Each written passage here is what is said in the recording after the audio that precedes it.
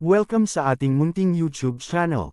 Please support my videos. Comment, like and subscribe po mga idolo. Maraming salamat po. Story present. Super Devo Uling System. Kabanata 641. Mahalagang balita. Elder Shen 2, ano ang dapat nating gawin? Tanong ni Blue Paul. Let's leave the vast wilderness. We had already planned that if anything happened, we will return to our respective places and discuss countermeasures, Shen Tulai said.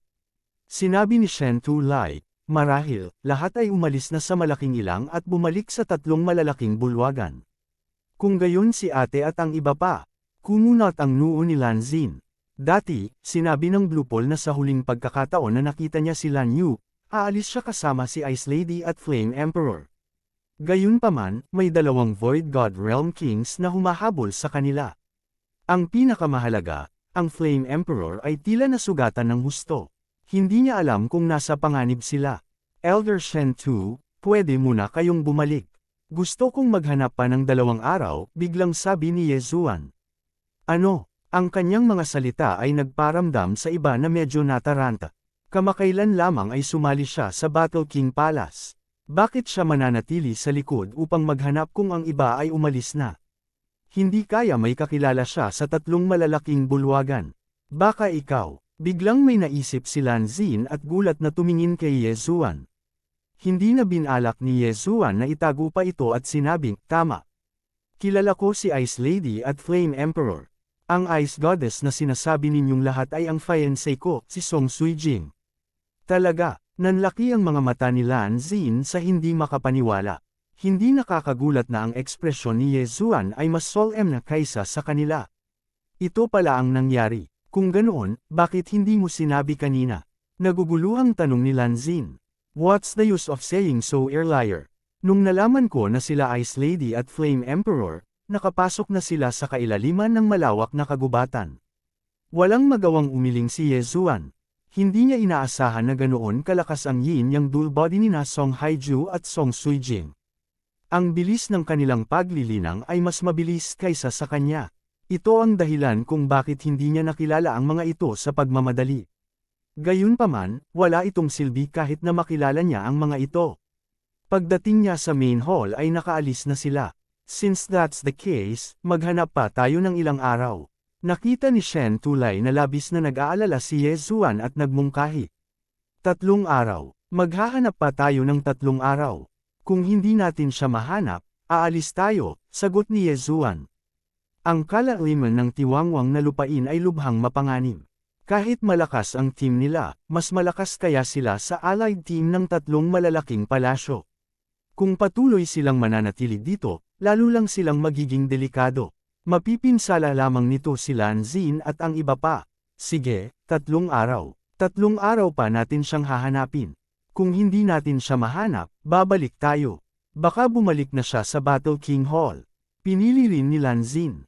Sabik na sabik din siya. Tutal wala namang balita sa kapatid niya.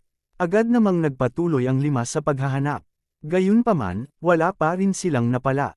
Wala silang nakitang tao. At misteryosong nawala din ang Demon Clan. 6 na araw na silang naghahanap, ngunit wala silang nakita kahit isang tao, kahit isang demonyo. Marahil lahat sila ay umalis sa kailaliman ng Desolate Wasteland, kaya maaari lamang nilang lisanin ang Desolate Wasteland. Si Yezuan ay lubhang nababalisa. Bagamat hawak ni Song Suijing ang hikaw na ibinigay niya sa kanya, maaaring tinanggal ito ni Song Suijing at inilagay sa kanyang Chen Kun Ring. Maaring masyado siyang malayo kaya walang reaksyon. Sa sandaling ito, maaari lamang ipagdasal ni Yezuan na ibalik na sila ni Lan Yu sa Battle King Hall. Mabilis silang umalis sa kailaliman ng Desolate Wasteland. Gayunpaman, nang malapit na silang umalis sa panloob na lugar ng Desolate Wasteland, may ilang tao na lumipad patungo sa kanila. It's the Demon Clan. Mag-ingat ka. Nagmamadaling sumigaw si Shen Tulai. Pagkatapos ay idinagdag niya, kabilang sa kanila ay ang 2 Grade 2 Dominator na humahabol kay Lan Yu at sa 2 pa. Ano? Nang marinig ito, itinaas ni Yezuan ang kanyang kilay. Nakatagpo talaga nila ang mga eksperto ng Demon Clan na humahabol kay Lan Yu at sa 2 pa. Sa sandaling ito, lumipad na ang 5 eksperto sa Demon Clan. Sok sok sok. Kahit hindi namin sila naabutan, may nakasalubong kaming ibang grupo. Not bad. Matandang pagong, nagkita ulit kami. Ngumiti ang pinuno ng 5 eksperto sa Demon Clan, isang kalbo, nasa katanghaliang gulang na lalaki. Ang taong ito ay nakipag-away kay Shen Tulai noon. Gayunpaman, dahil malakas ang depensa ni Shen Tulai, humarap siya sa iba. Ilang tao ang napatay mo? Hindi naiwasang magtanong ni Shen Tulai. Ilan? Hindi ko na mabilang. Bagamat marami ang nakatakas, karamihan sa kanila ay pinatay namin. Sa pagkakataong ito, sapat na dapat para masaktan ng husto ang 3 Battle Kings, di ba? Sabi ng kalbo at nasa katanghaliang gulang na lalaki. Humph! Kung hindi dahil sa Sword God Palace, malamang patay na silang lahat. Sigaw ng isang Demon Clan expert sa gilid. Ang Sword God Palace ay isang malakas na puwersa sa Desolate Wasteland. Ang parehong partido ay nagkaroon ng kasunduan na ang lahat ng Void God Realm Dominator ay hindi pinapayagang umalis sa Desolate Wasteland at pumasok sa Eastern Mainland. Sa makatuwid, ang pangkat ng 5 ito ay humabol lamang hanggang sa labas ng Desolate Wasteland. Hindi sila umalis sa Desolate Wasteland. Sa sandaling ito, tumayo si Yezuan at hindi maiwasang magtanong, nasaan si Ice Lady at Flame Emperor? Ice Lady at Flame Emperor. Ang kalbo, nasa katanghaliang gulang na lalaki ay pinaikit ang kanyang mga mata at sinabi, ang tinutukoy mo ba ay ang katangian ng yelo at apoy? Nakatakas ang babaeng iyon na may katangian ng kidlat kasama niya. Panipi, humph, naintindihan talaga ng babaeng iyon ang lightning acceleration at the crucial moment. Ang swerte nila, nagpatuloy ang eksperto sa Demon Clan na nagsalita kanina. Siya at ang isa pang Demon Clan expert ay hinabol si Lan Yu at ang dalawa pa.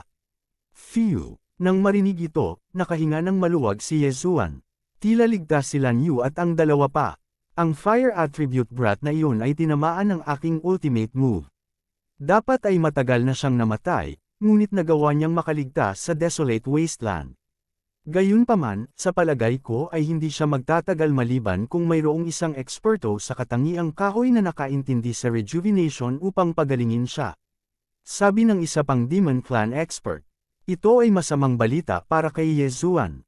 Bagamat si Song Suijing at Judge Song ay may mahusay na kakayahan, sila ay nasa pinaka-grade 1 na Dominator.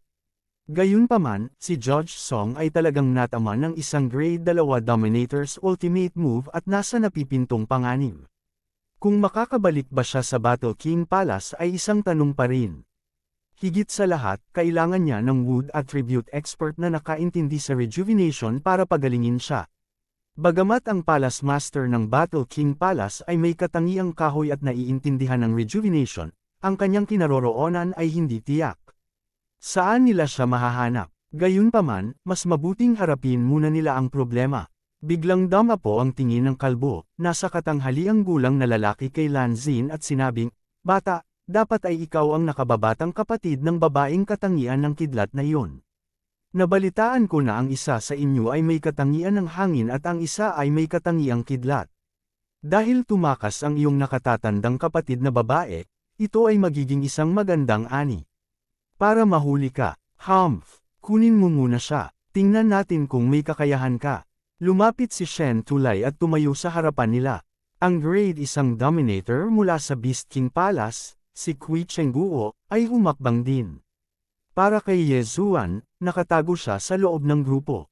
Kung tutuusin, hindi siya nakilala ng kabilang partido at hindi alam ang kanyang lakas.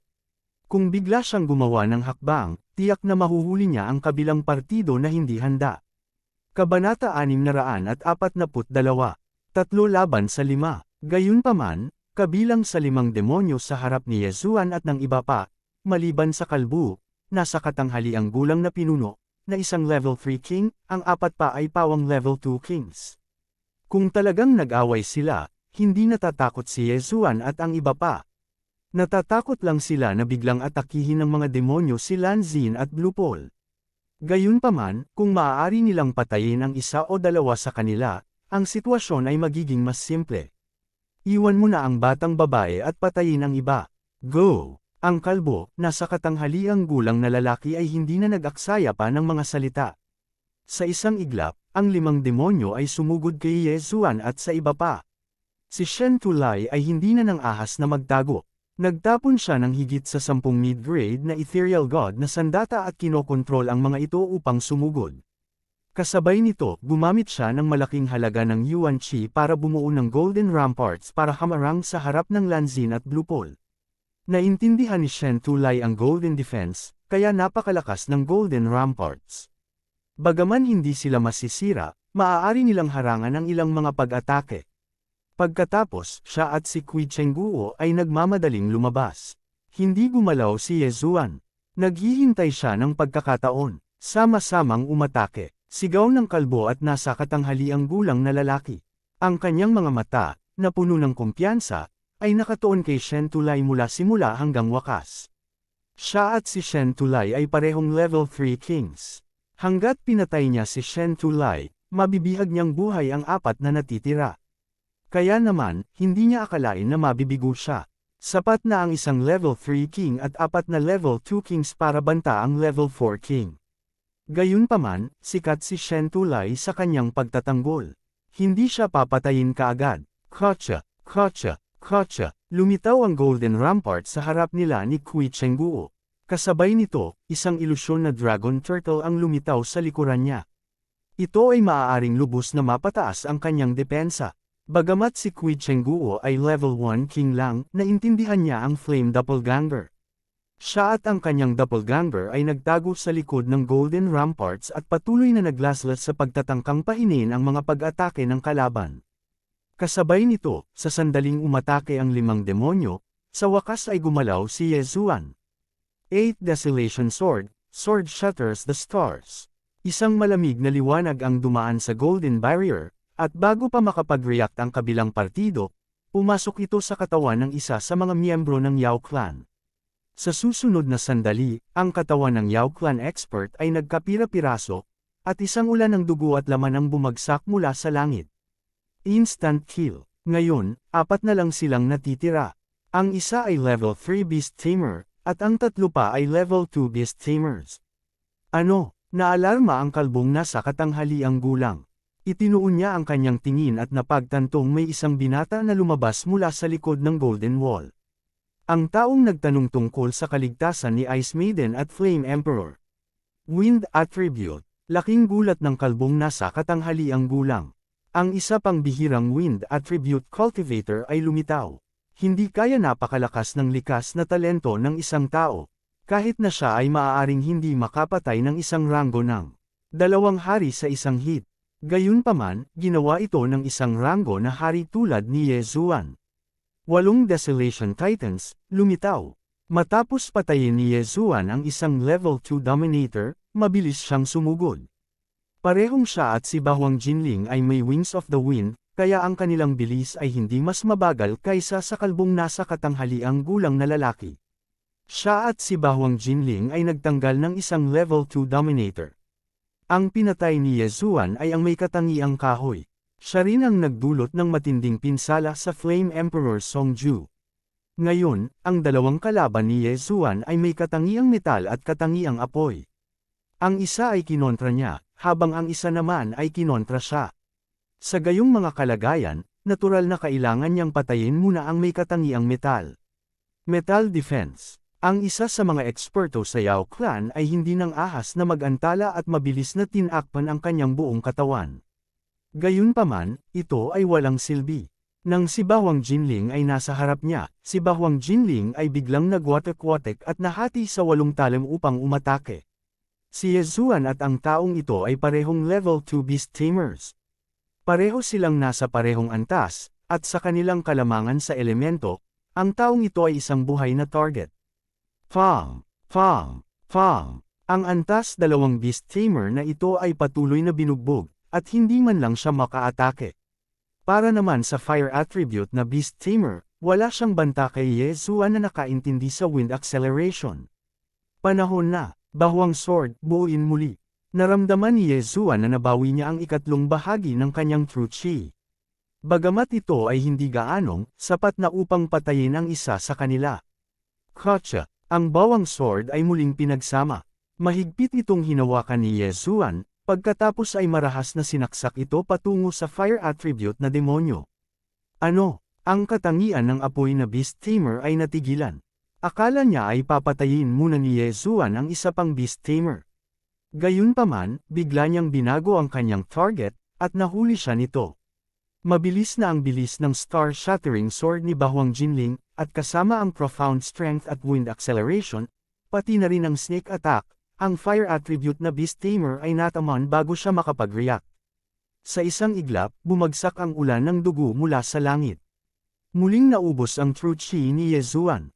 Bagamat mayroon siyang dalawang void spirits at dalawang katangian, ang true chi sa kanyang katawan ay pareho pa rin.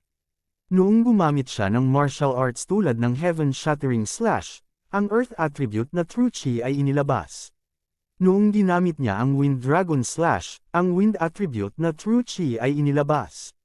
Sa madaling salita, maaaring ayusin ni Yezuan ang mga katangian ng hangin at lupa anumang oras upang harapin ang sitwasyon. Ngayon lang, ginamit niya ang wind attribute na true chi para patayin ang fire attribute na Beast Tamer King. Ngayon, dalawang Beast Tamer ang namatay. Ang ikatlong baitang Beast Tamer King ay pinigilan ni Shen Tulai, at ang isa pang Beast Tamer King ay pinigilan ni Kui Chengguo. Tungkol naman sa natitirang katangiang metal na Beast Tamer, hindi siya malayo sa kamatayan. Bang! Bang! Bang! Sunod-sunod na tunog ng mga muffled ang narinig. Tunay na makapangyarihan ang Gold Defense Profound Strength. Kung ito ay isang normal na tao, pinatay na sana siya ni Yezuan. Hayaan mong ipakita ko sa iyo ang pamamaraan na halos hindi ko na napansin. Tiningnan ni Yezuan ang Golden Armored Beast Tamer sa harap niya. Biglang kumislap ang mga mata niya. Ang 8 matutulis na talam ay biglang tumigil sa pag-atake at nabuo ang isang matalim na hugis kono. Bahuang wind formation, sky break. Whoosh whoosh. Isang malakas na bug zone ng hangin ang lumipad at nag-drill sa golden armor. Sa isang iglap, ang gintong baluti ay napunit at ang mga talam ay tumusok sa katawan ng Beast Tamer. Masyadong malakas ang sky break na sinamahan ng 8-layered earth throbbing technique. Kahit na ito ay ang Gold Defense Profound Strength ng isang ikatlong baitang Beast Tamer, tiwala si Yezuan na maa-penetrate niya ito. Ang katangiang metal na Beast Tamer ay may malaking butas sa kanyang tiyan. Napaatras siya sa takot, ngunit sa sumunod na sandali, bumangga ang kanyang likod sa isang matigas na bagay. Ano? Nanlaki ang mga mata ni Beast Tamer. Nang lumingon siya, napagtanto niyang nabangga siya sa isang earth wall. Huwag kalimutan na si Yezuan ay hindi lamang mayroong wind domain, kundi pati na rin ang earth domain. Bagamat ang pag-atake ng earth spike ay walang silbi laban sa Beast Tamer at maaaring hindi man lang ma-penetrate ang kanyang depensa, ang ilang maliliit na trick ay kapaki-pakinabang pa rin.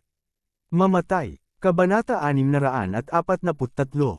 Fiancé. Ang pag-ataking ito ay bumagsak sa kalangitan at direktang nag-drill ang ulo ng demonyong ito sa putik. Hindi siya maaaring higit na patay dito.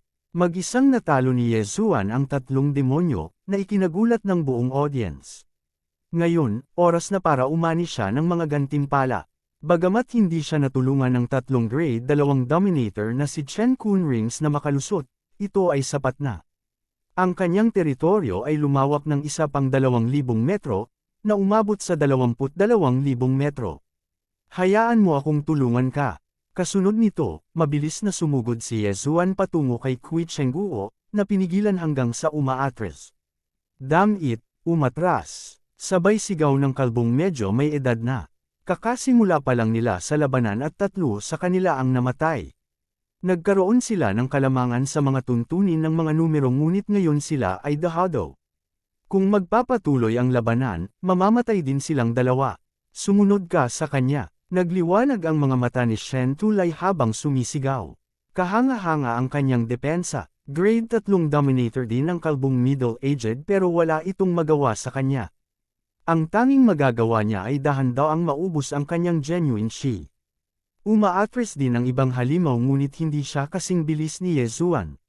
Biglang may narinig na dagandong ng dragon. Lumingon si Yezuan at nakitang sinamantala ng kalbong nasa katanghaliang gulang na lalaki ang pagkakataong mag-transform sa kanyang orihinal na anyo. Dragon Slaying Sword of Desolation, Dragon's Judgment. Dragon Slaying Sword of Desolation, Dragon's Judgment. Dragon Slaying Sword of Desolation, Dragon's Judgment.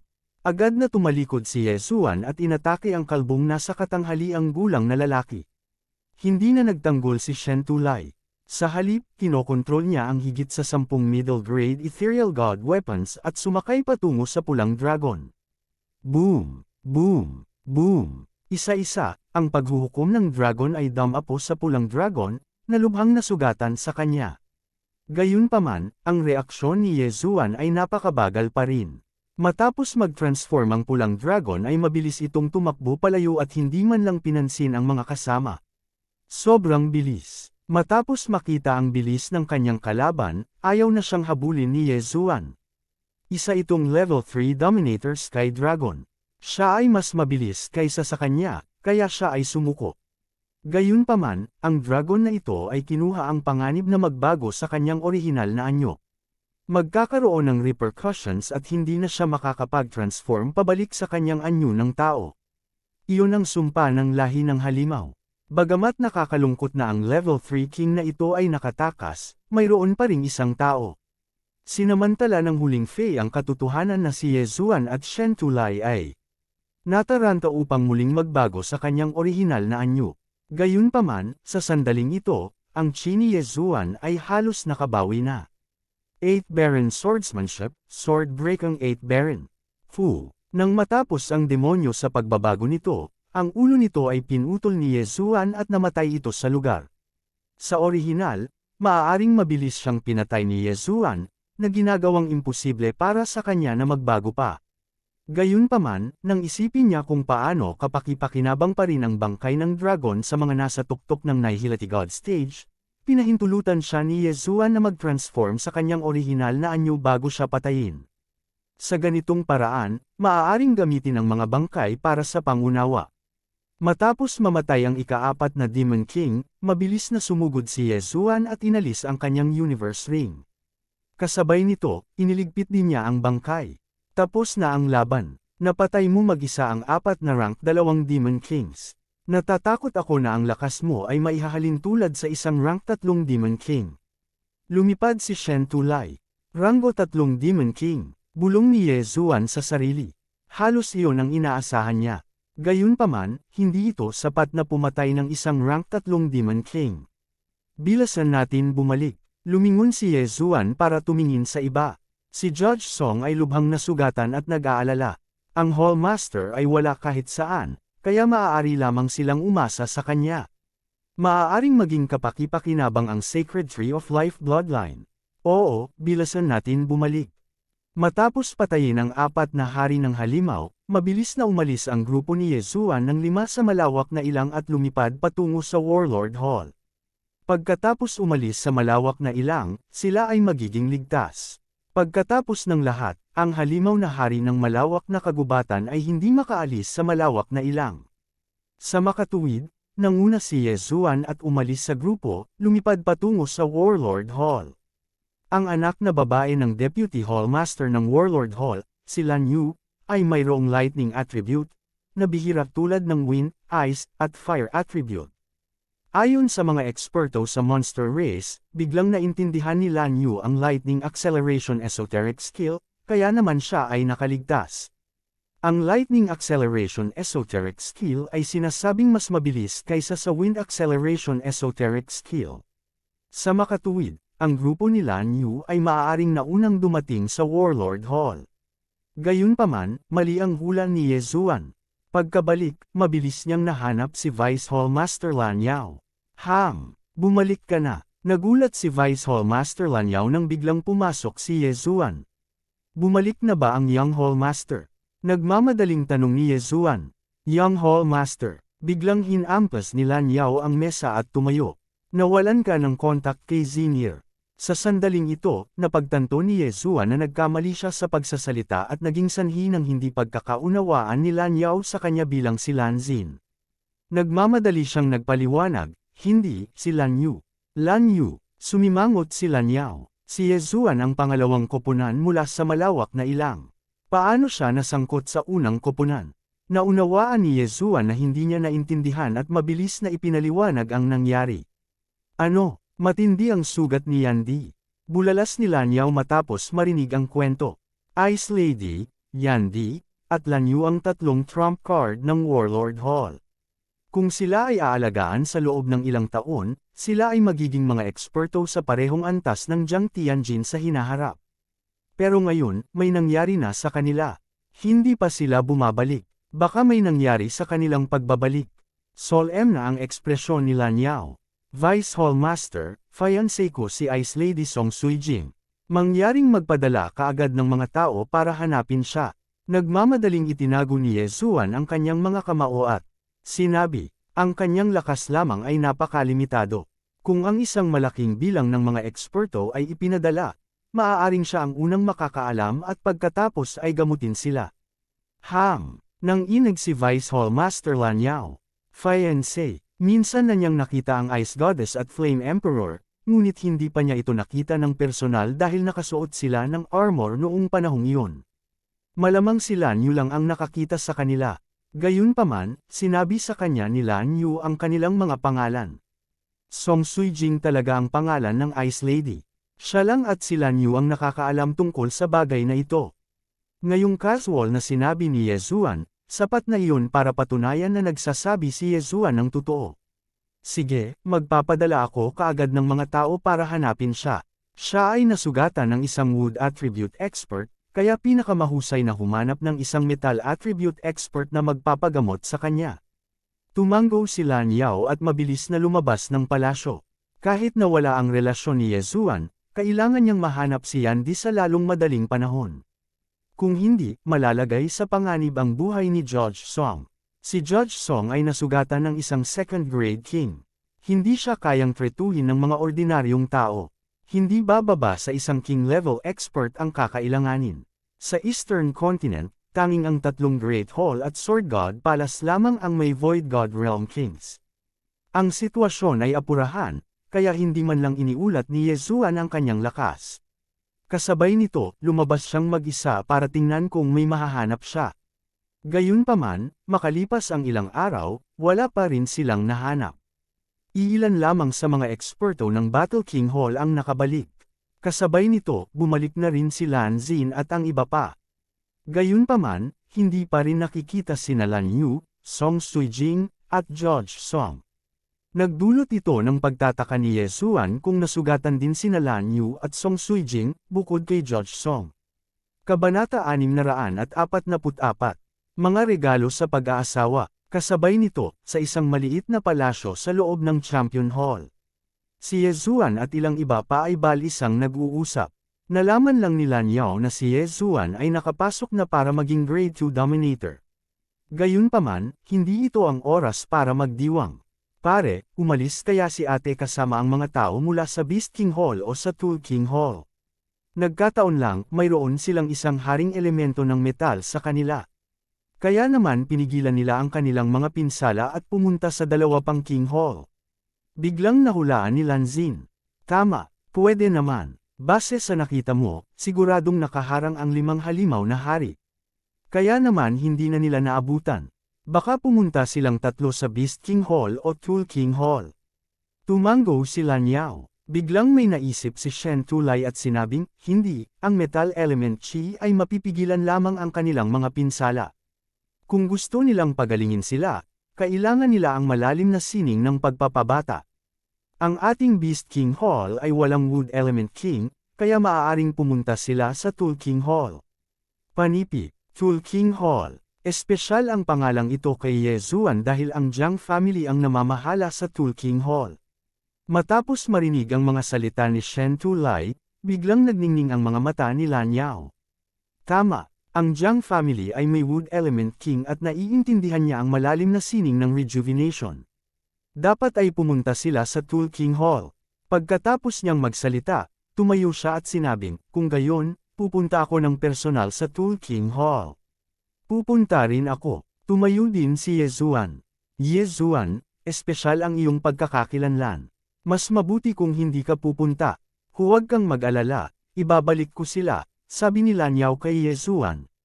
Nang may sasabihin pa sana si Yezuan, sunod-sunod na yabag ang dumating. Mula sa labas ng palasyo. Kasunod nito, mabilis na pumasok ang isang matanda. Deputy Palace Master, nandito na ang Jiang family. Sabi ng matanda, Nagulat ang lahat ng naroon sa kanyang sinabi. Pamilya Jiang, hindi ba't narito ang Tulking Hall? Sino ang nandito? Nag-aalalang tanong ni Lan Yao. Jiang Wenjing mula sa Jiang family. Sagot ng matanda, isang tao lang. Tumango ang matanda, isang tao lang mula sa Jiang family ang dumating. Nangangahulugan ito na si Lan Yu ay nasa Tulking Hall pa rin. Fair na, bahagyang sumimangot ang Deputy Palace Master at pinamunuan ang grupo palabas. Narinig na ni Lan Yao ang tungkol kay Jiang Wenjing noon. Siya ay isang rank 3 king mula sa Jiang family, at ang kanyang lakas ay pambihira. Hindi niya alam kung bakit siya nandito ngayon. Nandito ba siya para ipaalam sa Battle King Hall? Kasama ba nila si Lan Yu? Kung ito ay paunawa lamang, hindi na kailangan ng isang light rati mula sa Jiang family na dumating. Si Jiang Wenjing ay ang henerasyon ng ama ni Jiang Tianjin, ang nakatatandang Wenjing ay kay Jiang Tianjin Swas. Napakabilis, dinala ni Lan Yao si Yezuan at ang iba pa sa palasyo na tumanggap ng mga iginagalang na panauhin. Nang marinig ang tunog ng mga yabag, ang taong iyon ay tumalikod, pinagsalikop ang kanyang mga kamay at sinabi, Palace Master Lan, patawarin mo sana ang aking biglaang pagbisita. Jiang Wenjing, ilang tao mula sa Battle King Hall ko ang nasa Weapon King Hall mo? Diretsong tanong ni Lan Yao. Ngumiti si Jiang Wenjing at iniabot ang isang listahan ng pangalan. Anya, there are 11 people in total. This is the name list. I don't know about the rest. Kinuha ni Lan Yao ang listahan ng pangalan at tiningnan ito. Nanginginig ang puso niya. Ilang araw na ang nakalipas ay bumalik na ang ilang tao. Tiningnan ni Jiang Wenjing ang listahan ng pangalan at nalaman na kakaunti na lang ang natitira. Hanggang ngayon, wala pa ring balita tungkol sa 2 hari at ilang peak empty gods. Paano ang Flame Emperor? Biglang tanong ni Yezuan. Sumulyap si Jiang Wenjing kay Yezuan at bahagyang kumunat ang noo. Pakiramdam niya ay medyo pamilyar si Yezuan, ngunit pagkatapos mag-isip sandali, hindi niya ito pinansin at sinabing, ang Flame Attribute Brat na iyon ay lubhang nasugatan. Bagamat may mga eksperto mula sa aking Artifact King Hall na pinipigilan ang kanyang mga pinsala sa daan, pagdating niya sa aking Artifact King Hall, nasa bingit na siya ng kamatayan. Gayunpaman, ang Great Elder ng Tool King Hall ay pinigilan ang kanyang mga pinsala. Maayos na siya ngayon. Kaya lang hindi pa siya gumagaling. Panipi, phew. Nang marinig ito, nakahinga ng maluwag si Yezuan at ang iba pa. Ano naman ang kapatid ko? Tanong ni Lanzin. Medyo nasugatan lang siya. Ngumiti si Jiang Wenjing at sinabi, Temple Master Lan, ang iyong mga anak na babae ay mga henyo. Ang isa ay sa Lightning Attribute at ang isa ay sa Wind Attribute. Hindi lang iyon, nakuha mo pa ang 2 tao ng Rare Attribute. Nambobola mo ako, sagot ni Lan Yao. Sa sandaling iyon, biglang ngumiti si Jiang Wenjing. Pagkatapos, naglabas siya ng interspatial ring at ibinigay ito kay Lan Yao.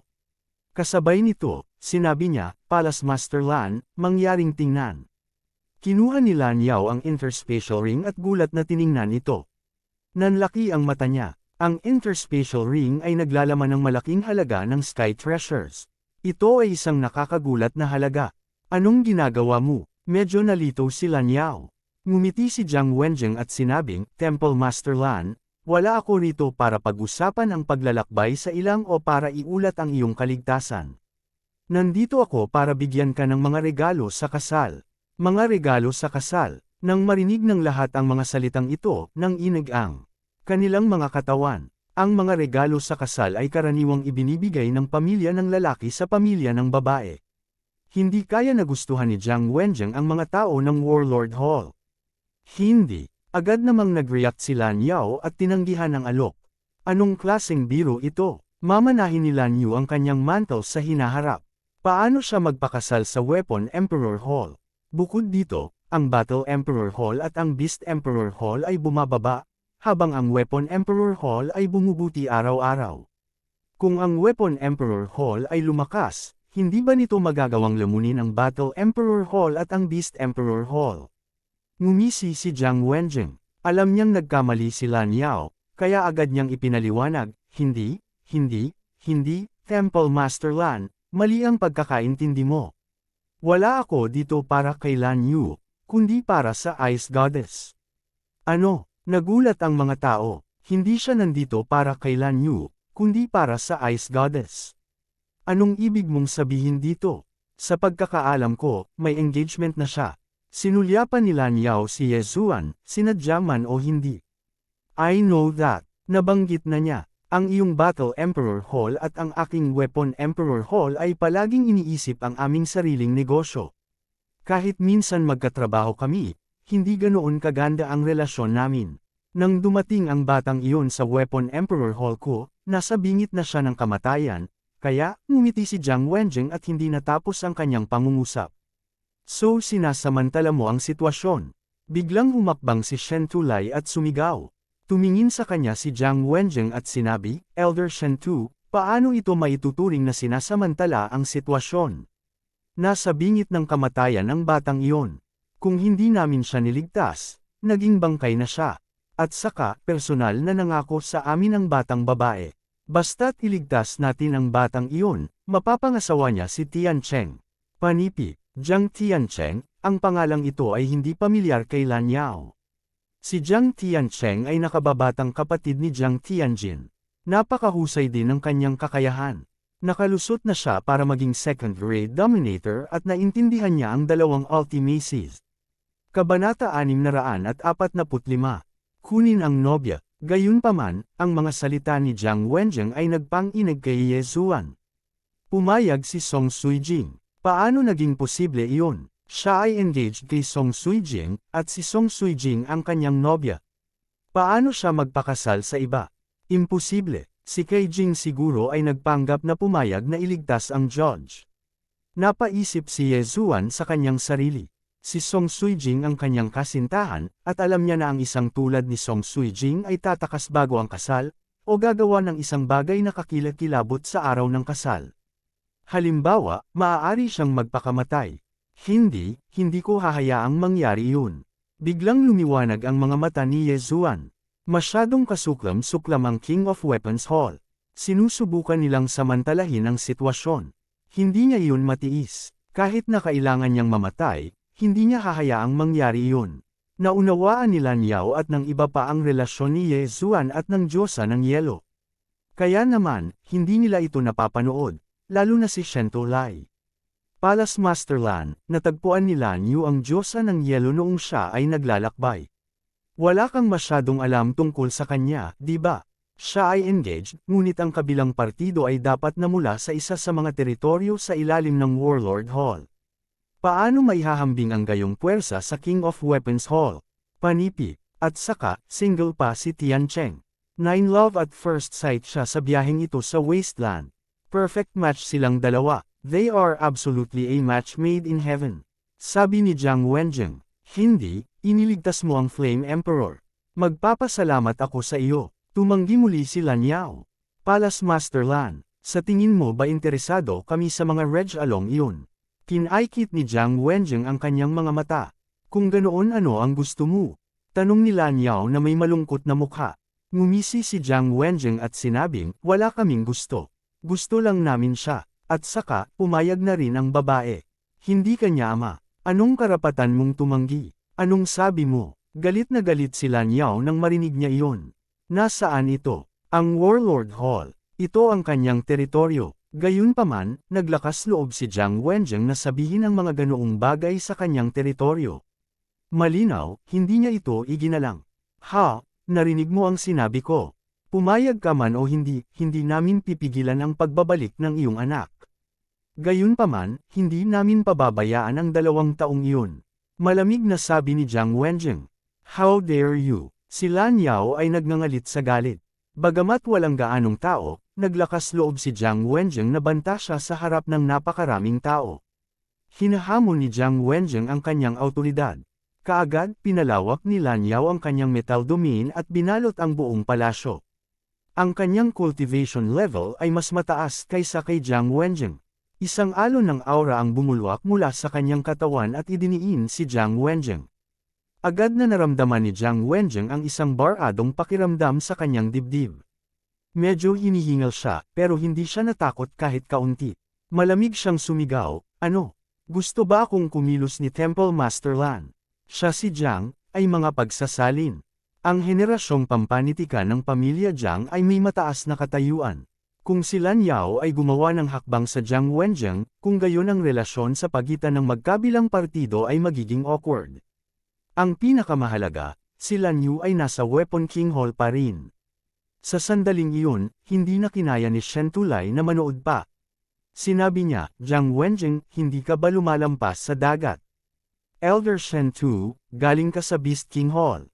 Bakit ka nakikialam? Sumagot si Jiang Wenjing. Humph, you can use such as shameless ways. Bakit hindi ako makapagsalita? Mataimtim na sabi ni Shen Tulai. Nagawa niyang makamit ang mayroon siya ngayon dahil kay Ye Chong. Si Ye Chong ay masasabing kalahati ng kanyang Panginoon. Ngayong may problema si Ye Zuan, paano siya tatayo at manunood? So ano, nais kaya ni Elder Shen Tu na kumatawan sa Beast King Hall at tutulan ang kasal na ito? Tanong ulit ni Jiang Wenjing. Bagaman ako, si Shen Tulai, ay hindi isang big shot, kaya kung kumatawan sa Beast King Hall sa pagkakataong ito. Alam kong tututol ang Palace Master sa kasal na ito. Pinaikit ni Shen Tulai ang kanyang mga mata. Pagkatapos ng dibisyon ng Beast King Hall, nagkaroon ng magandang relasyon ang Beast King Hall at Battle King Hall. Ngayong pinipigilan sila ng Weapon King Hall, kung ang Goddess of Ice ay ikakasal sa Weapon King Hall, hindi ba lalakas ang Weapon King Hall? Tiyak na hindi sisang-ayon ang dalawang King Hall dito. Kahit ano, hindi mahalaga kung pumayag ka sa kasal na ito o hindi. Ako, si Jiang Wenjing, ang magpapasa ng mensahe. Ang malaking araw ay kalahating buwan mamaya. Kung makakapunta ka, tatanggapin kita. Kung hindi, hindi kita pipilitin. Panipi, Column. Pagkatapos sabihin ni Jiang Wenjing ang mga salitang iyon, tumalikod siya at naghanda na umalis. Ang aking Battle King Hall ay hindi isang lugar kung saan maaari kang pumunta at pumunta ayon sa gusto mo. Sigaw ni Lan Yao. Sa susunod na sandali, ang pinto ng palasyo ay sumara. Hindi nagbago ang ekspresyon ni Jiang Wenjing. Palace Master Lan, kung nag-aalala ka, huwag mag-atubiling atakihin ako. Ako, si Jiang Wenjing, ay tatanggapin ito. Tumalikod siya kay Lan Yao at hindi gumalaw. Naniniwala siya na hindi maglalakas loob si Lan Yao na atakihin. Siya, nagdilim ang mukha ni Lan Yao habang nag-aalangan sa kanyang puso. Isang beses lang pumunta si Ye Zuan sa Great Wasteland, ngunit nakalusot na siya mula sa 20% ng Void Transformation Stage hanggang sa Void God Realm King. Ang ganitong henyo ay bihirang dumating sa loob ng 100 taon para sa Battle King Hall. Maging ang Ice Girl at ang Flame Emperor na pinagsama ay hindi man lang kalahati ng kay Ye Zuan. Ang pinakamahalaga, ang Hall Master ng Battle King Hall at ang ama ni Ye Zuan ay matalik na magkaibigan, kaya hindi napigilan ng Battle King Hall na tumulong. Gayunpaman, ang Main Hall Master ng War King Hall ay wala dito ngayon, kaya ang Tool King Hall ay tiyak na na-target ang puntong ito. Kaya naman sila ay kumilos ng mayabang, ginamit ang kanilang kapangyarihan para mang-api ng iba, sinasamantala ang sitwasyon. Matapos mag-isip ng ilang sandali, sa wakas ay nakapagdesisyon si Lan Yao. Nakaraang kabanata susunod na kabanata, boom. Bumukas ang pinto. Column. Napakunot ang mga sulok ng bibig ni Jiang Wenjing nang umalis siya sa Battle King Hall. Agad na tumahimik ang palasyo. Ye Zuan, huwag kang mag-alala. Talagang hindi ko papansinin ang bagay na ito. Pagkaalis ni Jiang Wenjing, sinabi ni Lan Yao kay Ye Zuan. Salamat, Vice Palace Master. Nagmamadaling nagpasalamat si Ye Zuan. Ang bagay na ito ay malamang na hindi isang bagay na kaya niyang lutisin ng mag-isa. Kung may mahabang panahon, maaari siyang pumunta sa Sword God's Palace at hingin ng kanyang ama. Gayunpaman, ang Battle King Hall ay malayo sa Sword God's Palace. Sa oras na dumating si Ye Chong, huli na ang lahat.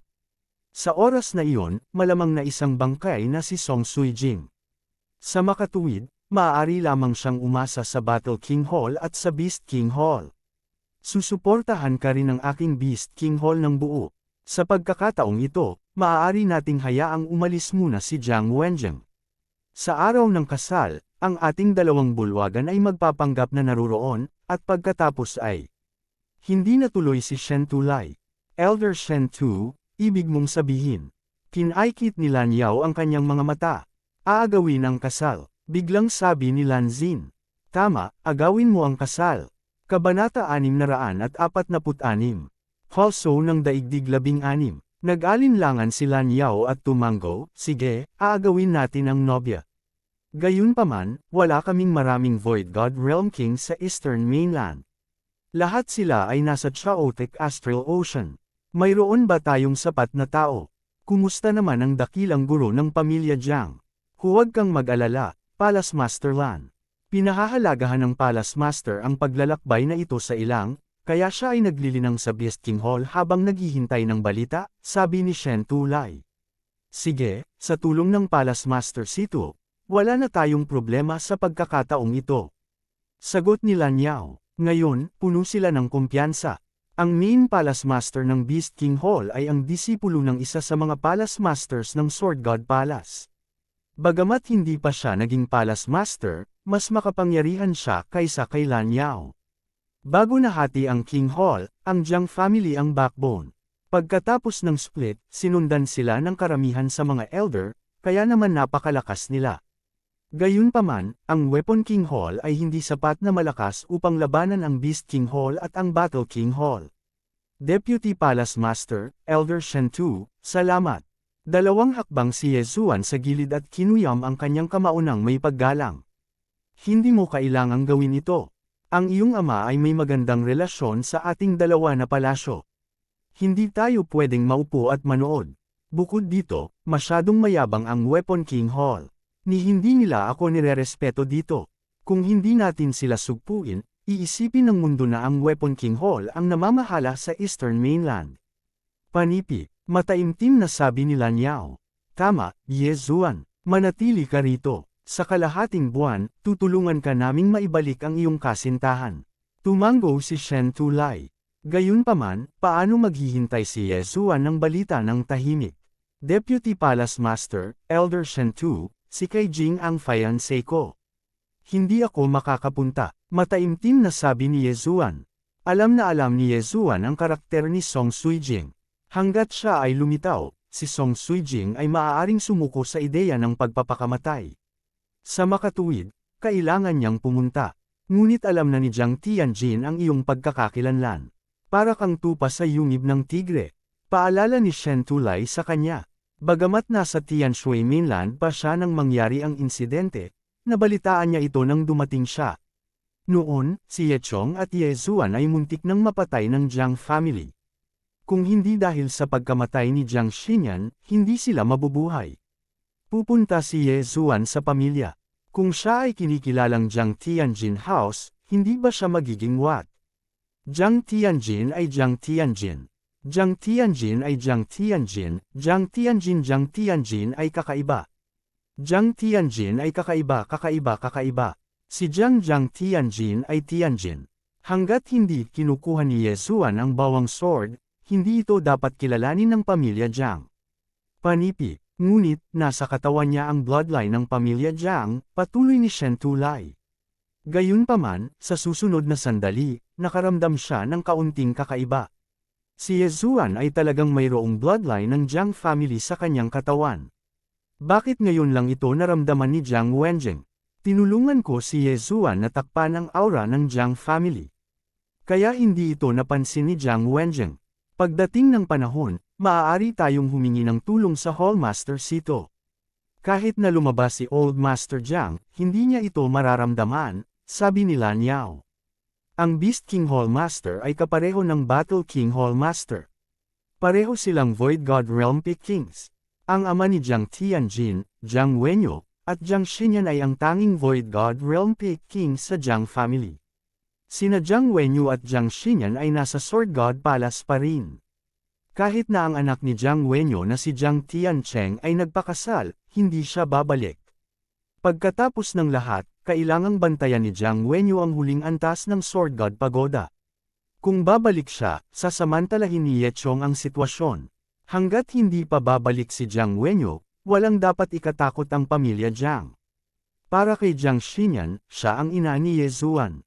Kung babalik siya, tutulungan niya si Ye Zuan. Gayunpaman, siya ay nag-grounded sa Sword God Palace. Bago siya pumasok sa Void God Realm Great Emperor, hindi siya makaalis sa Sword God Palace. Ang interspatial ring na ito ay ang kaloob na kasal mula sa Weapon King Hall. Ibabalik ko ito sa kanila pagdating ng panahon. Pagkatapos magsalita ni Lan Yao, umalis siya kasama si Shen Tulai. Kailangan nilang gumawa ng plano para maiwasan ang gulo at masasamang bagay na mangyari.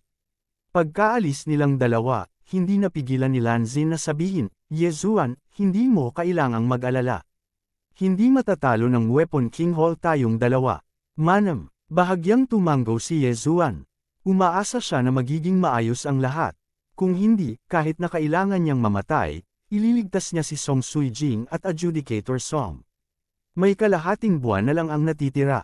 Ayon sa kanyang bilis, aabutin siya ng ilang araw upang lumipad mula sa Battle King Hall patungo sa Weapon King Hall.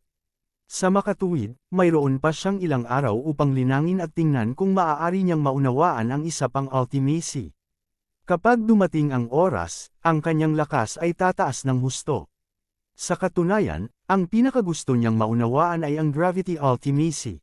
Hanggat ang kanyang kalaban ay nasa kanyang teritoryo, magagawa niyang mawala ng balanse ang kanyang kalaban. Ito ay isang napakakapakipakinabang na trump card. Kapag nakikipaglaban siya sa kalaban, hindi tatama sa kalaban ang trajectory ng kanyang pag-atake. Gayunpaman, kapag naisip ito ng kaaway, gagamitin niya ang malalim na kahulugan ng gravity. Ang kaaway ay hindi makakapag-react sa oras at agad na babagsak. Tapos, tatamaan sila. Ito ay isang napakahusay na kasanayan para sa mga taong palihim. Walang masyadong king sa Battle King Hall. Ayon sa Vice Palace Master, karamihan sa mga hari ay pumunta sa Chaotic Astral Ocean. Gayunpaman, natagpuan ni Yezuan ang isang grade 3 king na naglilinang sa pag-iisa at nakiusap sa kanya na makipagsapalaran sa kanya. Ang grade 3 king na ito ay ang dating Vice Palace Master, ang ama ni Lan Yao, si Lan Xiao. Si Lan Xiao ay may parehong katangiang metal tulad ni Shen Tulai at naiintindihan din niya ang metal defense. Gayunpaman, naintindihan niya ang Metal Slice Ultimacy. Ang Metal Slice Ultimacy ay maihahambing sa Windblade Ultimacy. Malakas ang depensa ni Lan Xiao at hindi rin mahina ang kanyang atake. Sa makatuwid, ang kanyang lakas ay malapit sa isang grade 4 na king. Sa sumunod na yugto ng panahon, si Yezuan ay patuloy na nakikipaglaban sa kanya. Sa pamamagitan lamang ng pakikipaglaban ay mabilis niyang naiintindihan ang kasukdulan. Mabagal na lumipas ang oras. Ang malaking araw ng Weapon King Hall ay papalapit na araw-araw. Tumataas din ang pressure ni Yezuan. Ngayon ang araw para umalis ang mga tao ng Battle King Hall. Gayunpaman, nakikipaglaban pa rin si Yezuan kay Lan Xiao. Boom! Bumukas ang pinto ng isang training ground. Pumasok si Lan Yao at ang iba pa. Sa training ground, dalawang figure ang mabilis na kumislap. Pare, oras na, magalang na sabi ni Lan Yao sa Golden Armored Giant. Huminto ang dalawang tao sa gitna. Agad na nabasag ang Golden Armor ng higanteng nakabaluti. Sa loob ay isang matandang nakasuot ng itim na damit. Nakuha ko. Tumanggo si Lan Xiao. Tumingin siya sa binata at sinabing, anak, nalampasan na ng iyong kakayahan ang nalalaman ko. Kung ikukumpara sa iyo si Little Yu, hindi na siya dapat banggitin. Kung huminahon ka, maaaring mas malaki ang nakuha mo sa mga susunod na araw. Panipi, talagang malaki ang natamo ni Yezuan sa mga nakaraang araw ng patuloy na pakikipaglaban. Nag-evolve ang kanyang Earth Pulse mula 8 layers hanggang 16 layers. Ang kapangyarihan nito ay tumaas ng ilang beses. Kabanata 647. Patungo sa Weapon King Hall. Tama si Senior. Magalang na tumanggo si Yezuan. Sa totoo lang, hindi siya nakakalma nitong mga nakaraang araw. Gayunpaman, lampas pa rin sa kanyang inaasahan na maabot ng Earth Pulse ang 16 na antas. Nagamit mo ng maayos ang ultimacy. Malakas ang pagkakaintindi mo dito. Sa tansya ko, mauunawaan mo na ang second level ng ultimacy. Sinuri ni Lan Xiao. Sumang-ayon si Yezuan. Gayunpaman, ang ultimacy ay hindi isang martial skill. Ang kanyang bloodline ay madaragdagan ng kanyang pangunawa, kaya kailangan niyang umasa sa kanyang sarili. Sige, natipon na ang team. Tara na. Pinagpag ni Lan Xiao ang pawis sa kanyang katawan at naglakad palabas. Natahimik si Yezuan at sinundan siya. Ngayon, sa wakas ay pupunta na siya sa Weapon King Hall. Bukod dito, magdudulot siya ng malaking kaguluhan sa pagkakataong ito. Marami sa mga Void God Realm Kings mula sa Battle King Hall ang napunta sa Chaotic Astral Ocean. Gayunpaman, ang pinuno sa pagkakataong ito ay hindi si Lan Shao. Sa halip, ang Great Elder ng Battle King Hall ang kababalik lang mula sa Chaotic Astral Ocean. Kasama niya, ang Battle King Hall at ang Weapon King Hall ay may mas mataas na pagkakataong manalo. Medyo malayo ang Battle King Hall sa Weapon King Hall. Gayunpaman, ang koponan ng Battle King Hall sa pagkakataong ito ay binubuo ng 8 Void God Realm Kings, kabilang si Yezuan. Gayunpaman, hindi ito ang pangunahing punto. Ang pangunahing punto ay ang main Hall Master ng Beast King Hall ay nagkataong nasa Beast King Hall. Isa siyang rank 9 na king.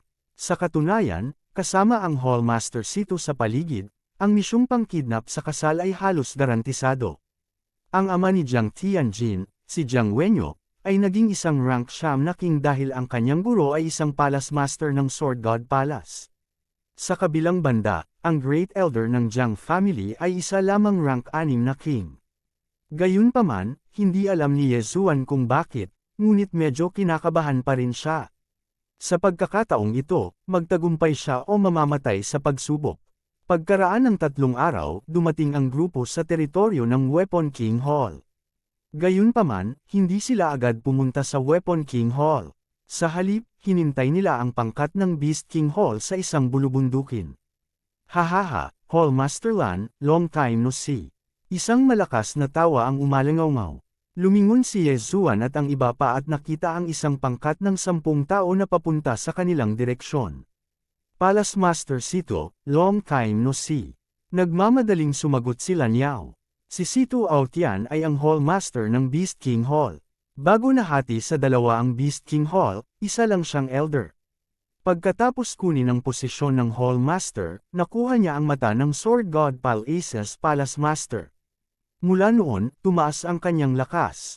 Nagtagpo ang dalawang grupo. Lumipad ang Sito Aotian at sinulyapan ang mga tao sa paligid. Sa huli, dama po ang kanyang tingin sa unang elder ng Warlord Palace. Ngumiti siya at sinabi, hindi ko inaasahan na babalik din si Elder Shi. Kumusta ang Chaotic Astral Ocean kamakailan? Ang Grand Elder Shi na sinabi niya ay ang Grand Elder ng Warlord Hall, si Shi Yunghao. It's not peaceful. Nag-aaway na naman ang 3 major powers. Umiling ang dakilang elder ng Warlord Hall. Sige, huwag muna nating pag-usapan ang tungkol dito. Pagkatapos ay ibinaling ni Sito Aotian ang kanyang atensyon kay Yezuan. Ikaw ay dapat na anak ni Ye Chong at Jiang Xinyan. Bagamat hindi ko kilala ang iyong mga magulang, kilala ko si Duan Muyun. Masasabi mong hindi ko siya direktang kilala. Ngayon, naunawaan din ni Yezuan na si Duan Muyun ay ang Hall Master ng Warlord Hall, isang Peak Void God Realm King. Kasabay nito, siya rin ay disipulo ng isa sa mga Palace Masters ng Sword God Palace. Siya ang nagpagaling kay Ye Chong sa bawat pagkakataon. Kung hindi, hindi na makakatagal si Ye Chong. Sa pagkakataong ito, kasama ang Hall Master Sito dito, ang Jiang family ay hindi makakapagdulot ng anumang gulo. Nakangiting sabi ni Lan Yao. Sino si Sito Aotian? Isa siyang Peak Void God Realm King na isang hakbang lang ang layo mula sa Void God Realm Great Emperor. Ang Jiang family ay talagang maraming eksperto, ngunit ang Sito Aotian lamang ay sapat na upang takutin ang buong Jiang family. Maaaring hindi iyon ang kaso. Si Jiang Tiancheng ay anak ni Jiang Wenyo. Bagamat si Jiang Wenyo ay nasa Sword God Palace pa rin, maaari niyang hilingin sa kanyang mga martial brothers na pumunta. Sa pagkakataong ito, hindi na ito magiging ganoon kadali. Umiling si Sito Aotian at sinabing, mga martial brothers ni Jiang Wenyo. Nagtaas ng kilay ang lahat.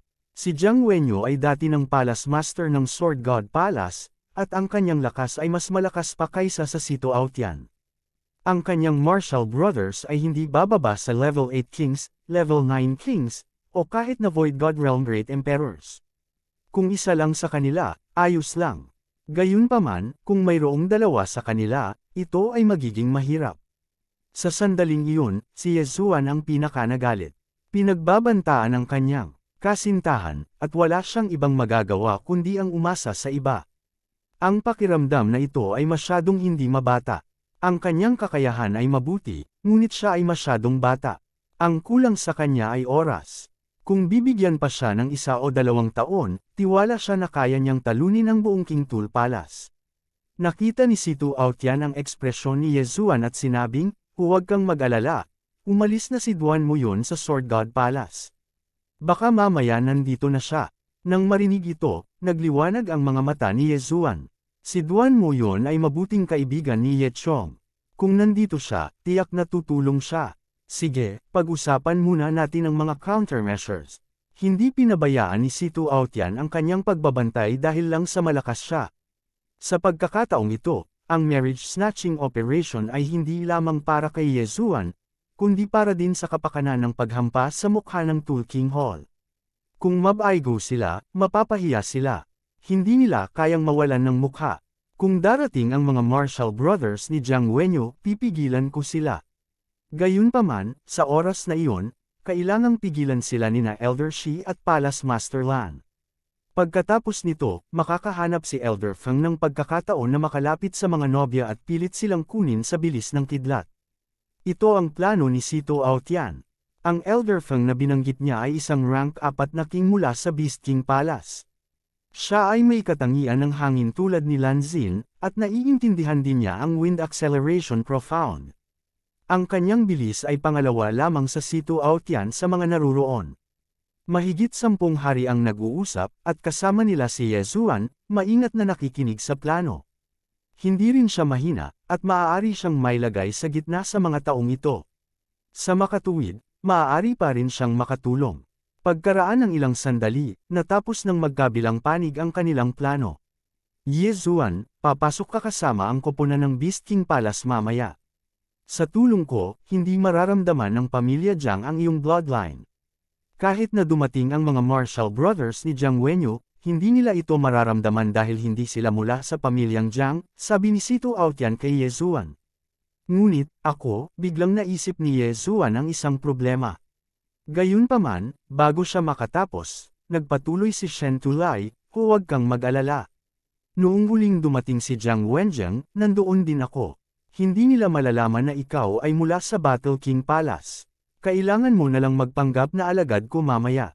Sige, tumango si Yezuan. Ang planong ito ay maaaring ituring na perpekto, ngunit hindi niya alam kung ito ay magiging maayos. Pagkatapos nito, sunod-sunod na pumasok ang 2 koponan sa Qingtul Palace. Unang pumasok ang koponan ng Battle King Palace, at pagkatapos ng kalahating araw, sinundan ni Yezuan ang koponan ng Beast King Palace. Yezuan, maghintay ng mga tagubilin. Huwag kang kumilos ng mag-isa, mahinang paalala ni Shen Tulai sa kanya. Gagawin ko. Kabanata 648. Aksyon. Hindi nagtagal, ang 11 tao mula sa Beast King Hall ay pumasok sa Weapon King Hall. Hahaha, hindi ko inaasahan na darating din pala ang Hallmaster Sito. Ang Jiang Wenjiang mula sa araw na iyon ay biglang lumitaw. Paano ako makakarating para sa isang masayang okasyon? Ngumisi si Situ Aotian. "Come, this way please." Mabilis na tinanggap ni Jiang Wenjiang ang 11 tao. "Elder Jiang, dumating na ba si Hallmaster Lan at ang iba pa?" Biglang tanong ni Shen Tulai. Tumango si Jiang Wenjiang. "Oo, inayos ko na ang mga tutuluyan nila." Nang pumasok si Yezuan at ang iba pa, gabi na. Ang susunod na araw ay ang malaking araw ng Weapon King Hall. Hindi nagtagal, nagayos si Jiang Wenjiang ng mga matutuluyan para sa Situ Aotian at sa iba pa. "Elder Jiang, saan nakatira ang mga tao mula sa Battle King Hall?" Tanong ni Situ Aotian. "Hallmaster Sito, magkatapat lang sila." Umalis si Jiang Wenjiang pagkatapos niyang magsalita. Bagamat hindi si Jiang Wenyo ang Hallmaster, isa siyang Peak King ng Empty God Realm. Ang kanyang posisyon sa Jiang family ang pinakamataas. Kaya naman, natural na ingrandi ang kasal ni Jiang Tiancheng. Bukod sa Battle King Hall at Beast King Hall, marami pang ibang bisita ang dumarating. Kaya naman, kailangang alagaan sila ni Jiang Wenjiang. Pagkaalis niya, kumatok si Situ Aotian at ang iba pa sa pintuan ng katapat na palasyo. Ang mga tao mula sa Battle King Hall ay dumating kalahating araw na mas maaga at naghihintay ng mahabang panahon. Gayunpaman, mayroong higit sa 10 tao sa Battle King Hall. Yuir, siya si Yezuan. Pinangunahan ni Lan Yao ang isang babaeng nakaasol. Ang babaeng nakaasol ay ang Young Hall Master ng Battle King Hall, si Lan Yu. Siya ay mga 25 taong gulang at matangkad. Siya ay may magandang mukha at itinuturing na isang kagandahan. Gayunpaman, bakas sa mukha niya ang pagkakasala habang sinabi niyang, "I'm sorry. Ako ang nagpagulo sa kanila." Kung hindi niya dinala sina Song Suijing at Judge Song sa ilang, hindi sana ganito ang mangyayari. "Kamusta na si Suijing?" tanong ni Ye Zuan. "She is fine. However, there is a grade 3 king na nagbabantay sa kanya. Even I don't know where he is." Para naman kay Judge Song, ang kanyang mga pinsala ay naging matatag. Kung hindi siya mapagaling, mahihirapan siyang magtanim sa hinaharap, sagot ni Lan Yu. Antas ng 3 antas ng hari. Kinaikit ni Ye Zuan ang kanyang mga mata. Kung alam nila ang lokasyon ng Song Suijing, maaari silang kumilos ngayong gabi. Gayunpaman, hindi nila alam. Sobra na talaga ang Weapon King Hall na ito. Ice Maiden is a member of my Battle King Hall, and even I can't see her. Bukas, dapat turuan natin sila ng magandang leksyon. Galit na sabi ni Lan Yao. Kung ganoon pwede ko bang makita si George? Tanong muli ni Ye Zuan. Oo naman, sumama ka sa akin. Tumango si Lan Yu. Sup, dulyin niyang physique. Titingnan ko rin. Napukaw ang interes ni Sito Aotian. Hindi lang iyon, marami rin siyang sinundan. Pagkatapos ng lahat, wala pang maraming henyo na may katangian ng sunog sa kasaysayan ng Imperial Palace. Napakahusay din ng kakayahan ni Adjudicator Song, ngunit dahil siya ay malubhang nasugatan, kahit na si Rejuvenation ay gumaling lamang ng kaunti. Kung gusto niyang ganap na mabawi, kakailanganin niya ng ilang makalangit na kayamanan. Sa makatuwid, hindi siya pinili ng Tool King Hall. Dahil din dito ay walang nagbabantay sa kanya. Boom! Bumukas ang pinto ng isang maliit na palasyo. Ito ang tirahan ng Adjudicator Song. Tumigil din si Kaiju Song, na nagsasaka sa loob, nang makita niyang pumasok si Lan Yu. Young Lord, Ham, Ye Zuan, panipi. Nang makita ni Adjudicator Song si Ye Zuan sa likod ni Lan Yu, nanginginig ang kanyang katawan at mabilis siyang humakbang. Mabilis na lumapit si Adjudicator Song at tinapik ang balikat ni Ye Zuan habang nagtatakang nagtanong, "Ye Zuan, bakit ka nandito?" After more than a year, nagkita ulit ang dalawa kaya hindi naiwasang maging emotional sila. Ganun din ang mood ni Ye Zuan nang makita niya si Song Ju. Pinalaki niya siya at tinanong, "Judge, kumusta ang mga sugat mo?"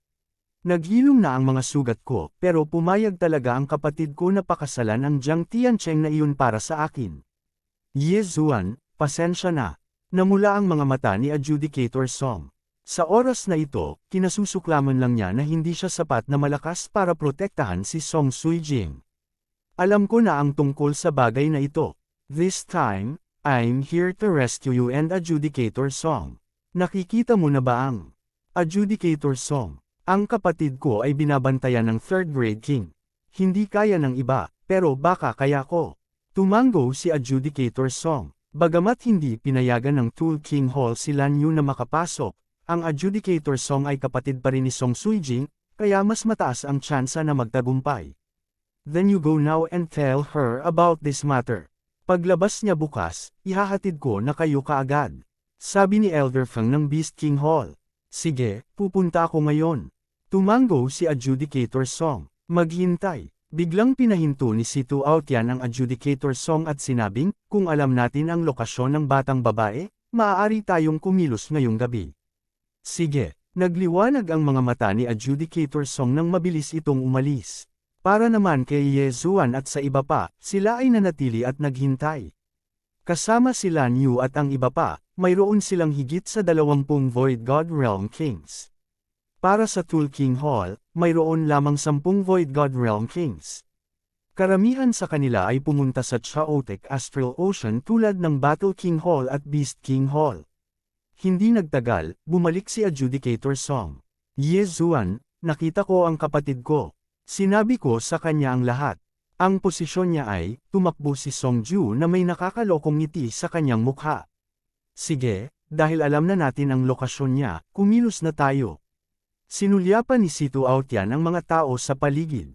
Bagamat gustong sampilan ng dalawang King Hall ang mukha ng Tool King Hall sa pagkakataong ito, magiging isang magandang sampal kung maaagaw nila ang bagong taon sa araw ng kasal. Gayunpaman, maaaring may ilang pagbabago bukas, kaya naisip nila na mas mabuting maging ligtas at kumilos ngayong gabi. Anak, you lead the way and I'll quickly rescue her. Then, we'll leave. Sinabi ni Sito Aotian sa adjudicator song. Sige, maraming salamat, senyor. Nagliwanag ang mga mata ni adjudicator song.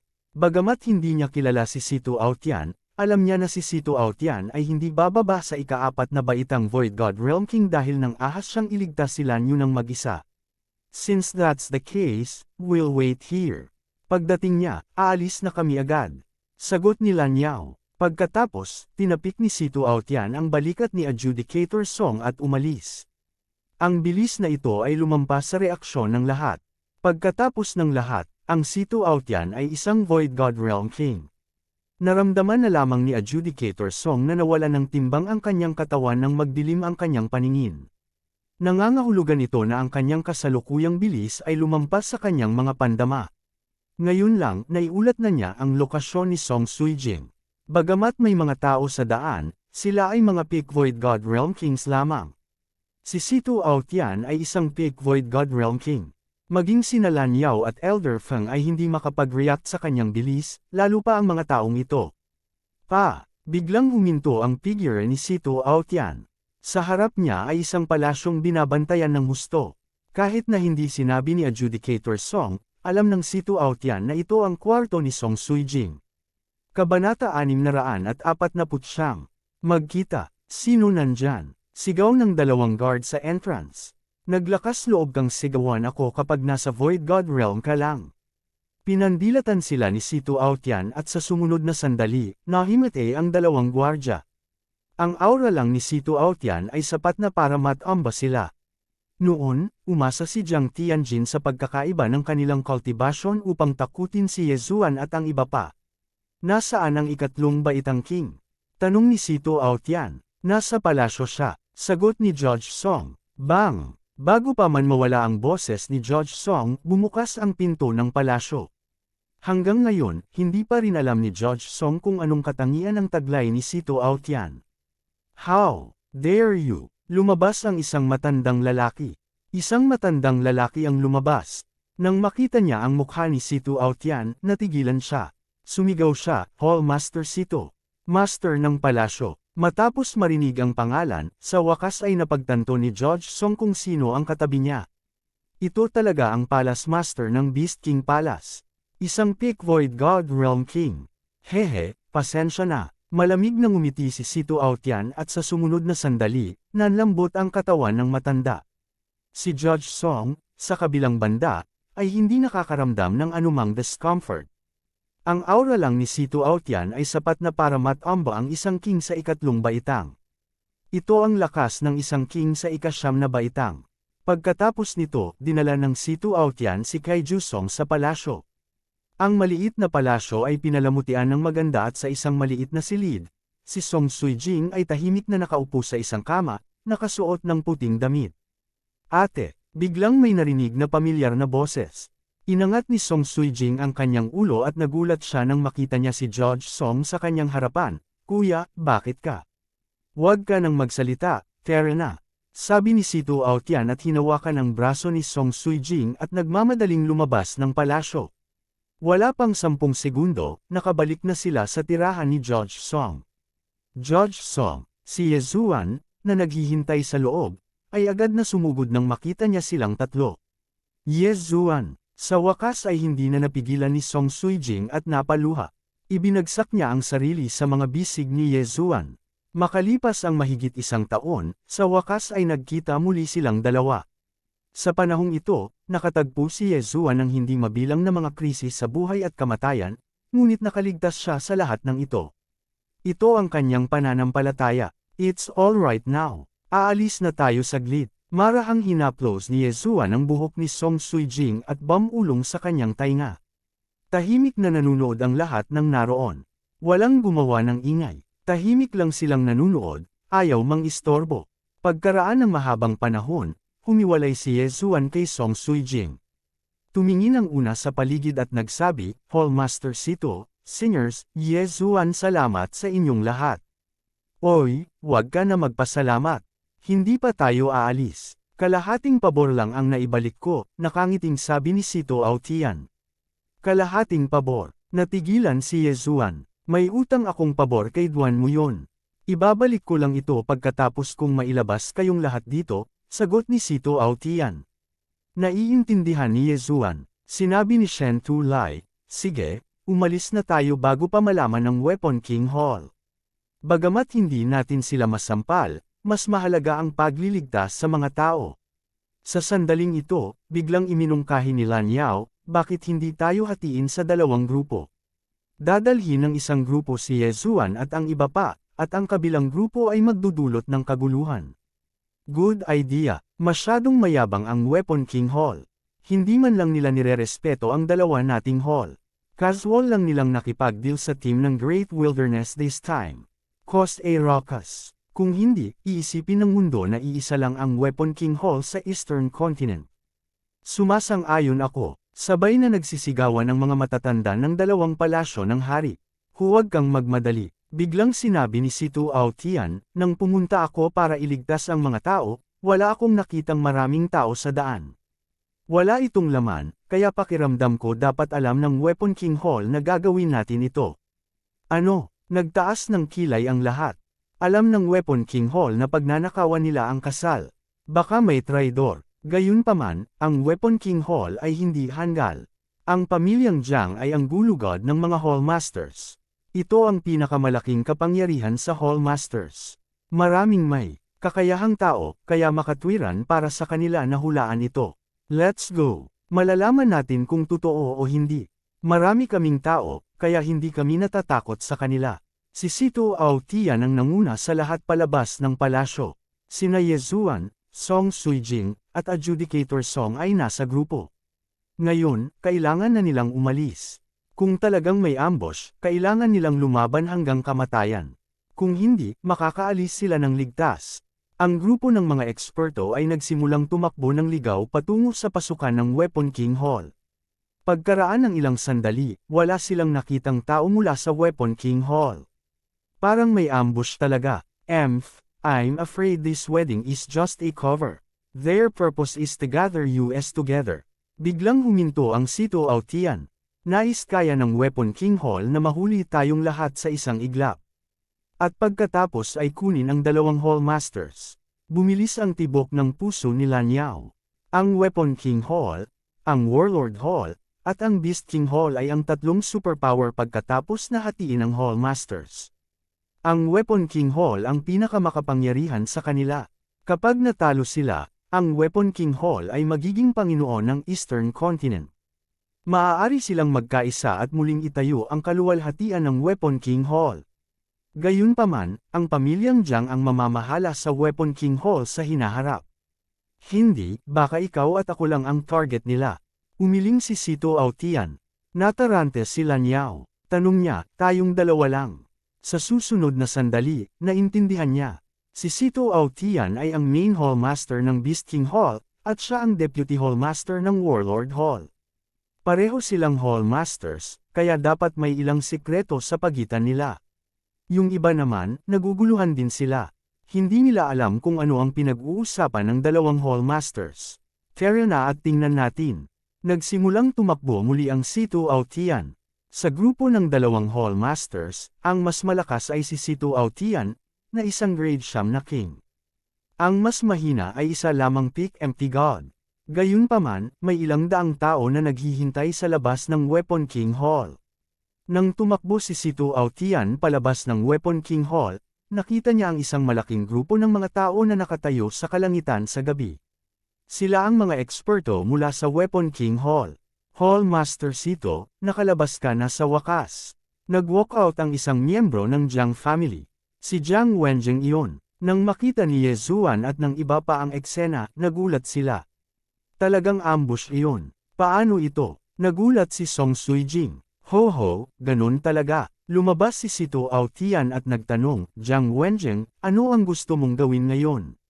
Ngumiti si Jiang Wenjing. Wala kaming gustong gawin. Hanggat may ibibigay ang Hallmaster Sito at Hallmaster Lan bawat isa, makakaalis na kayo ngayon. Ano ito? Hindi naiwasang magtanong ni Lan Yao. Bagamat mayroon na siyang magaspang na ideya sa mga nangyayari, hindi niya alam kung ano ang nangyayari. Kabanata 650. Puso ng Dakilang Emperador. Ang mapa ng lokasyon ng puso ng Dakilang Emperador. Sigaw ni Jiang Wenjing. Mayroong 3 mapa sa kabuuan. Ang bawat isa sa 3 dakilang palasyo ay may isa. Kapag pinagsama-sama ang 3 mapa, makikita natin ang lokasyon ng pagkamatay ng Dakilang Emperador. Hallmaster Sito, huwag mong sabihing hindi mo alam. Panipi, haha, nandito ka talaga para sa mapa. Ngumisi si Sito Aotian. Narinig ko ang tungkol sa mapa mula sa Hallmaster, ngunit wala ako nito. Walang pakialam na sabi ni Lan Yao. Sabagay, Deputy Hallmaster lang siya. Hindi mahalaga kung mayroon ka o wala. Basta ibigay mo ang iyong interspatial rings, maaari kang umalis, sabi ni Jiang Wenjing. Ngumuso si Sito Aotian at malakas na sinabi, sa tingin mo magagawa mo iyon. Bagamat mukhang maraming tao ang Jiang family, karamihan sa kanila ay mga ordinaryong empty gods na hindi pa nakarating sa King Realm. Ang kanilang tunay na lakas sa pakikipaglaban ay bahagyang higit sa 10 hari. Hindi pa banggitin sina Sito Aotian, Lan Yao at ang iba pa ay sapat na para talunin ang King of Weapons Hall. Sa makatuwid, hindi kailangan ng Sito Aotian. Hallmaster Sito, ikaw ay isang hari sa ika-9 na baitang. Mapapatay mo kaming lahat ng walang kahirap-hirap. Gayunpaman, dahil na-trap ka namin dito sa pagkakataong ito, natural kaming may tiwala. Pagkatapos magsalita ni Jiang Wenjing, tumangala siya sa mabituing kalangitan at sumigaw, Lord Feng. Sa katunayan, ang Jiang family ay may mga katulong. Nang ang boses ni Jiang Wenjing ay pumasok sa tainga ng lahat, nakita nila ang isang puting figure na dahan-daw ang bumababa mula sa langit. Isa itong lalaking mahaba ang buhok. Siya ay tumingin maamo at matikas at tila napakadali. Feng Zish, ikaw ba? Nakilala siya ni Sito Aotian.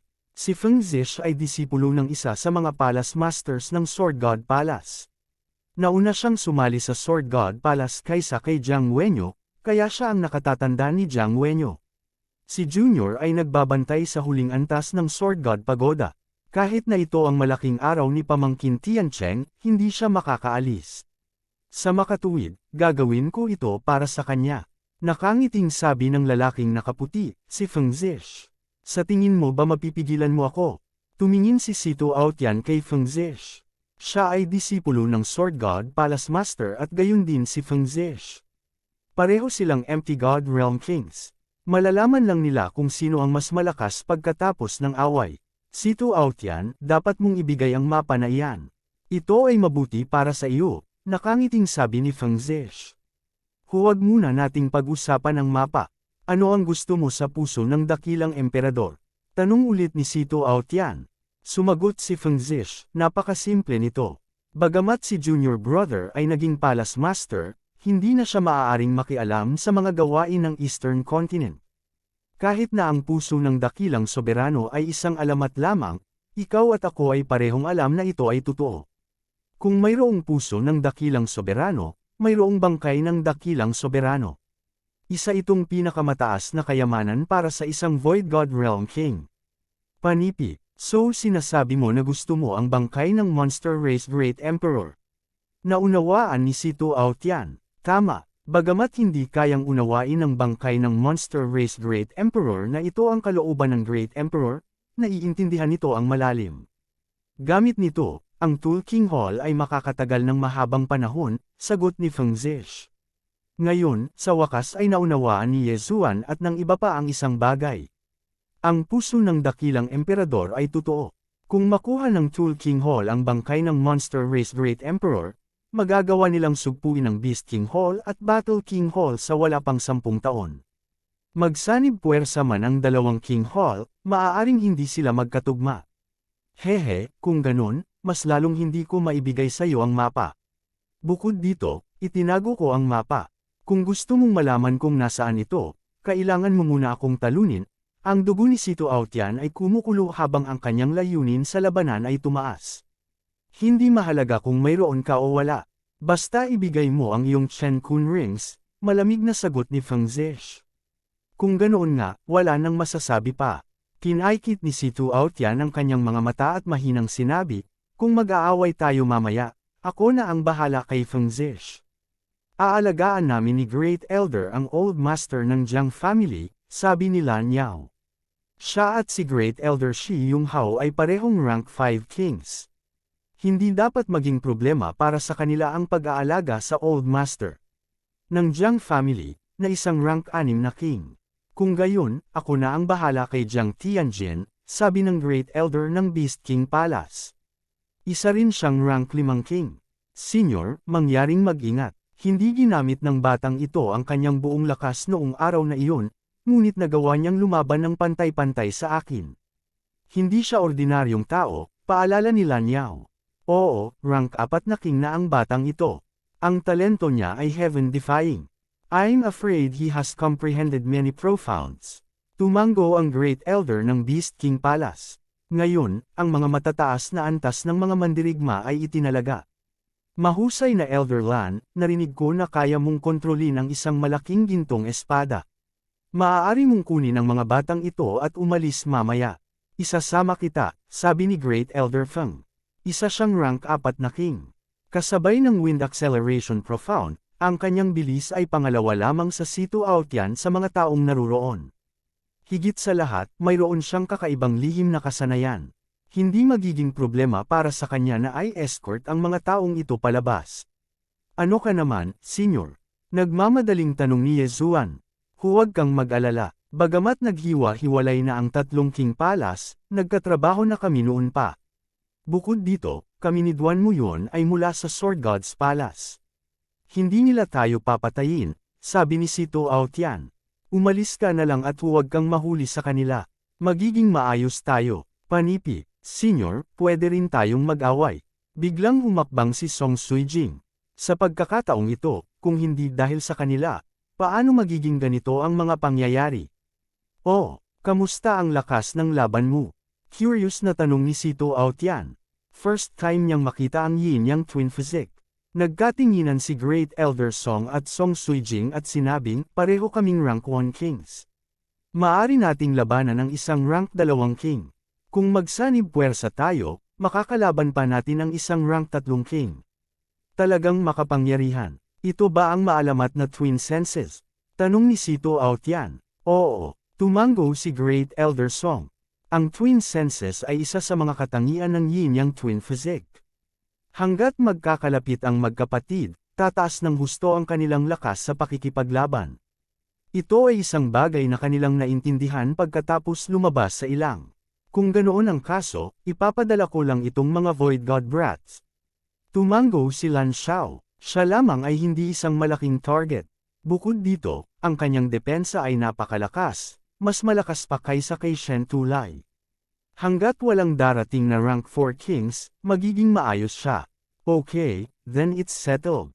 Don't kill anyone unless it's absolutely needed, especially the Jiang family.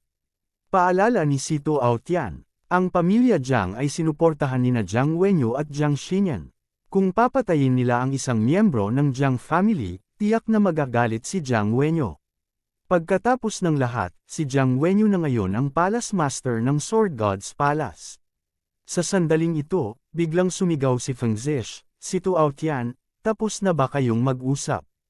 Napakaraming opisyal na naghihintay. Panipi, maliban sa mga tao mula sa Weapon King Palace, naroon din ang iba't ibang paksayon sa ilalim ng Weapon King Palace. Bagaman hindi malakas ang mga paksayon na ito, mayroon silang sapat na timbang. Kahit sino pa ang manalo o matalo sa labanang ito ay kakalat agad sa bawat sulok ng silangang kontinente.